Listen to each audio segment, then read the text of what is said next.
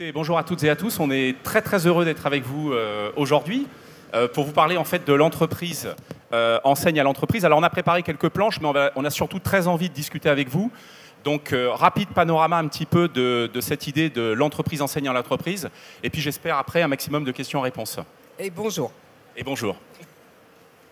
Très bien. Si on peut aller juste sur... alors j'ai pas de... Voilà. Tac. Merci beaucoup. Voilà, on voulait vous proposer juste un premier éclairage qui semble intéressant, qui a été en fait réalisé en pleine crise sanitaire. Et comme aujourd'hui, on l'espère, on en sort, en tout cas on est tous là et on est ravis de se revoir. Ce schéma, il est peut-être intéressant juste pour un positionnement très rapide des grandes étapes par lesquelles est passée la formation. Alors on les a créés avec un club qui s'appelle les Learning Activists et on a partagé donc à une vingtaine d'entreprises tous ensemble là-dessus. Il y a eu pour nous, grosso modo, trois grosses étapes. La première, en fait, c'est vraiment ce qu'on a appelé le faire face. La formation a été particulièrement bousculée par la crise sanitaire et donc il a fallu faire face. Beaucoup de choses, par exemple sur le bien-être, la résilience, soutenir en fait les salariés de l'entreprise chez eux pendant le pic de crise sanitaire. Une deuxième étape, sans rentrer dans les détails, mais qui compte aussi, c'est ce qu'on a appelé se reconfigurer. Alors se reconfigurer pour la formation, ça veut dire aussi, si on prend l'expression de l'éducation nationale, c'est rétablir la continuité pédagogique. On a un monde des affaires, on a un business qui nous a beaucoup attendu là-dessus. À quelle vitesse allait-on être capable de redémarrer la machine ?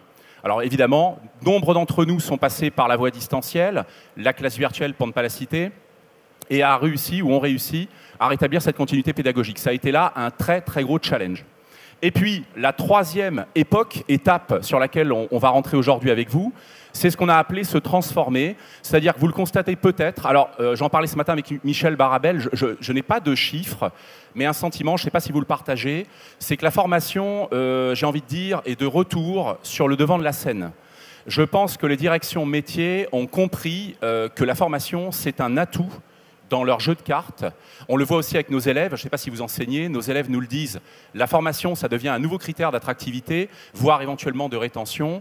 Savoir ce que l'entreprise me réserve, moi étudiant, qui ai parfois investi beaucoup d'argent en école, quand je vais rentrer, est-ce que l'entreprise va être à mes côtés pour me développer, je dirais, me professionnaliser et plus généralement contribuer à mon employabilité. Donc c'est une bonne nouvelle pour nous et c'est pour ça qu'évidemment, bien que très chamboulé par la crise sanitaire. Je pense que la crise sanitaire, c'est d'abord et avant tout, pour citer Adilson Borges de Carrefour, le meilleur coach de la transformation auquel on ait pu assister depuis longtemps, nous, je pense, professionnels de la formation. Alors, rapidement, avant, j'espère, de répondre à vos questions, d'abord chez Safran, puis on arrive après chez Air France, cette illustration de l'entreprise enseigne à l'entreprise, très rapide. D'abord, le principe. Alors tout ce que l'on fait, on le dirige vers trois dimensions, trois composantes qui nous semblent importantes. Je ne sais pas si vous les partagez. La première, c'est bien sûr le salarié, c'est-à-dire les hommes et les femmes de l'entreprise, on en parlait à l'instant. C'est comment, aujourd'hui et plus que jamais demain, leur proposer une formation qui soit impactante dans leur quotidien, tout en étant évidemment innovante, mais qui ait quelque part un impact significatif sur leur développement. Premier axe pour nous. Deuxième axe, on l'a cité tout à l'heure, c'est le business, le monde des opérationnels. Alors là, pour nous, c'est également très important. Le business nous attend. Je ne sais pas si vous constatez ce phénomène. On l'avait déjà avant la crise sanitaire. Je trouve qu'il s'est beaucoup amplifié. On nous attend juste à temps, plus que jamais, et en général assez compétitif. C'est-à-dire qu'aujourd'hui, un business aura beaucoup de mal à mettre beaucoup d'argent, par exemple, sur une création de contenu e-learning. Aujourd'hui, c'est plutôt vite, et si possible, gratuitement. Et on va voir l'intérêt de l'entreprise, enseigne à l'entreprise, sur ce type de positionnement. Et enfin, le dernier, donc, et pas des moindres, c'est véritablement ici, travailler pas seulement au centre, puisque chez Safran, on a une université, mais c'est travailler pour l'ensemble des sociétés du groupe, c'est-à-dire essayer de développer le principe de l'entreprise, enseigne à l'entreprise, dans l'ensemble du groupe Safran. Évidemment, c'est un pari, parce qu'on va le voir, il n'est pas simple de changer les cultures et les façons de faire, mais l'idée, c'est de partager avec vous, de vous dire aujourd'hui, clairement, on en est. Donc j'ai une dernière planche sur laquelle vous donner quelques éclairages. C'est celle-là. Alors, pour la commenter très vite et brièvement, d'abord une philosophie. Pour nous, ce qu'on considère être très important philosophiquement, là encore, parfois il y a débat, c'est qu'il n'y a plus de personnalité omnisciente. C'est-à-dire que chacun sait quelque chose et peut contribuer à ce que j'aime appeler l'aventure du savoir.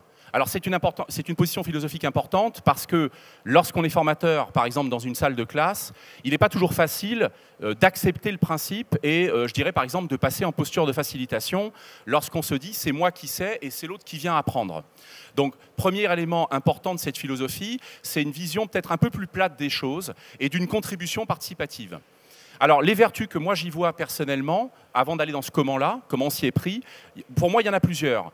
D'abord, c'est la mise en action, vous savez, de la dimension collaborative de, vous savez, la 5e discipline de Peter Senge. Je ne sais pas si vous avez vu ce bouquin, qui est d'ailleurs très ancien, je crois qu'il date des années 90. Vous avez plusieurs dimensions pour caractériser l'entreprise apprenante. Et il y en a une qui est intéressante, c'est la dimension collaborative. Donc, première vertu en allant sur une approche comme ça, c'est la mise en action concrète de la dimension collaborative de ce schéma de Peter Senge.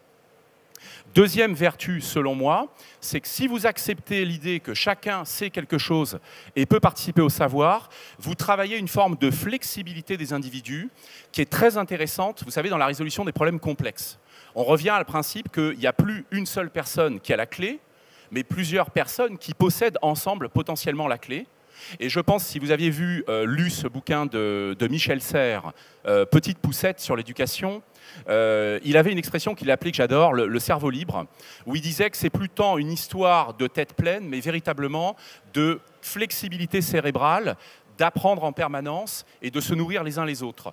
Donc je pense que la deuxième vertu de l'approche, c'est l'idée d'un cerveau libre et d'une flexibilité des individus face à des problèmes de plus en plus complexes. Et vous le savez aussi, à une difficulté d'anticipation liée à l'incertitude grandissante.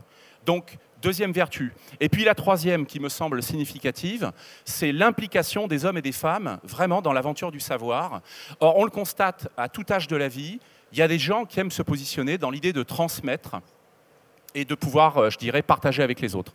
Voilà. Et pour finir, sur le principe, comment on s'y prend, on choisit des solutions, des outils qu'on peut s'approprier en interne et à partir desquels on peut former les collaborateurs pour devenir ces fameux producteurs de savoir. Ces outils, donc, on prend le soin de regarder si on est capable de s'en emparer et de les mettre en interne pour les répandre à la fois dans l'université et, je vous disais tout à l'heure, dans les différentes sociétés du groupe.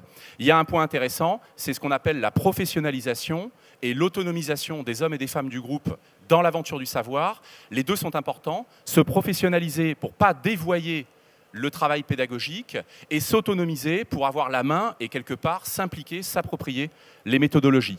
Voilà pour ce premier éclairage à partager avec vous. Côté Air France, évidemment, vous êtes bien au courant que la crise Covid a eu un impact majeur sur les activités de transport aérien, puisqu'on ne pouvait plus voyager. Les conditions sanitaires bloquaient tout le monde aux frontières. Donc, évidemment, ça a eu un impact majeur avec une bonne partie de l'effectif, voire tout l'effectif qui a été en activité partielle. Et ça continue encore un petit peu maintenant, mais presque plus, puisque maintenant l'activité reprend, puisque la pandémie est en tout cas pour le moment sous contrôle. Qu'est-ce que ça veut dire? Ça veut dire qu'on a des enjeux business caractéristiques de la période, au-delà évidemment des enjeux financiers et de cost-cutting que vous pouvez bien imaginer, qui sont des enjeux de sécurité, sécurité des vols, sécurité du travail, mais également des enjeux de développement durable qui prend une place de plus en plus importante dans l'esprit des consommateurs et donc pour lesquels il est essentiel de montrer que nous sommes proactifs et que nous mettons en place des mesures pour réduire l'empreinte carbone des activités de transport aérien et aussi faire en sorte, même je dirais surtout, que dans un contexte très difficile, l'humain reste au centre. Alors le signe cabalistique du monsieur, c'était quoi? 3 minutes? Ah d'accord, ok. Donc, en termes d'enjeux de learning, l'autonomie des collaborateurs a été essentielle. Je voulais vous donner quelques exemples. En fait, notre conviction, au-delà, je suis très d'accord avec Jean-Roch, c'est d'ailleurs pour ça qu'on intervient souvent ensemble, parce que finalement, on a la même conception du learning. Et Ce sur quoi je voudrais insister, c'est que nous, on considère qu'il faut être learner-centric. Qu'est-ce que ça veut dire? Ça veut dire que vous ne pouvez pas développer une organisation apprenante si les gens n'ont pas envie d'apprendre. Donc, au cœur de ça, il y a le fait d'inciter les salariés à avoir envie d'apprendre, de travailler la curiosité, de travailler les qualifications, de travailler la mobilité, de travailler tous ces moments qui font qu'on a envie d'apprendre. C'est la base. Vous voyez, on parle d'organisation, c'est bien gentil, mais si personne n'a rien envie d'apprendre, ça ne servira à rien. Donc, si tu avances sur le slide, quelques exemples. Au-delà du fait de travailler la curiosité et l'envie d'apprendre, on s'appuie, comme Safran, si tu peux mettre l'autre slide, sur des communautés internes d'experts. Vous comprenez bien que les pilotes, eh bien, ils sont formés par des pilotes qui sont des instructeurs. Les personnels navigants commerciaux, ils sont formés par des personnels navigants commerciaux. Les mécaniciens, pareil. Donc, tous les métiers techniques sont formés par des pairs. Ça semble évident quand on le dit, mais du coup, ça a beaucoup d'implications sur la formation et ça fait que finalement, l'essentiel de ceux qui transmettent le savoir, ce sont des personnes de l'intérieur de l'entreprise. Ce qui ne veut pas dire qu'on ne va pas faire appel à des idées extérieures et à des contenus extérieurs, mais malgré tout. Deuxième élément, c'est la transformation profonde et accélérée par le Covid et le confinement et le travail à distance et le management hybride. C'est-à-dire que le manager coach, on en parle depuis très longtemps, hein, certes, mais là, il n'y avait pas trop moyen de faire autrement puisque les gens n'étaient plus à côté de vous au bureau. Et donc, les salariés, même si vous aviez une petite tendance au micromanagement et à vouloir être un peu trop contre le fric, là, c'était juste plus possible. Donc, les managers ont été obligés de lâcher prise et être plus dans une posture de manager coach. Aussi importante, fondamentale pour maintenir la curiosité, c'est ce qu'on appelle l'outside in, c'est-à-dire le fait de chercher en permanence à s'inspirer de ce qui se passe à l'extérieur, dans des contenus, dans des expéditions, en faisant venir des speakers, en faisant sortir les salariés. Donc certes, nous nous appuyons beaucoup sur des ressources internes pour la formation, mais nous comptons beaucoup sur l'inspiration et le benchmark pour faire en sorte de développer de nouvelles méthodes et de nouvelles approches qui sont essentielles dans un monde en transformation. Et Air France est forcément dans une phase de transformation accélérée, aujourd'hui encore plus que toutes ces dernières années. Merci, je crois que le timing est court. Voilà, donc, pas possibilité de questions, on ne peut pas avoir 2 minutes de questions. Écoutez, merci beaucoup alors. Merci.